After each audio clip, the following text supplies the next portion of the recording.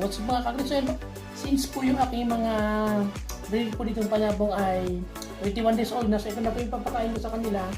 So this is Baby Stag Developer Crambol. Para po yan sa 22 days old hanggang 4 months old. So ito po ay Baby Cormax Baby Stag Developer Crambol is a premium stagger feeds from 22 days old to 4 months old. It contains essential vitamins and minerals for optimum growth of cockerels and the right blend of amino acids for good feathering.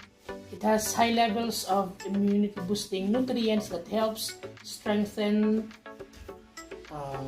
the fowl's immunity for the range. Now with chromium picolinate for improved body composition and lean mass. So ayun po, napaka-solid po nito.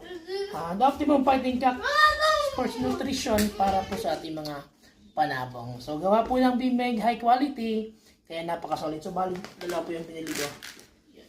Then nag-restock din po ako ng para sa aking mga breeders or mga materials. So ito po yung pakain ko. So ito po ay Bimeg Integra 4000 na may kasamang kanakorn. So linagay lang po sa Bimeg Integra 2000. Then ito, Bimeg Integra 2000 po ito. So yun lamang po, and happy farming.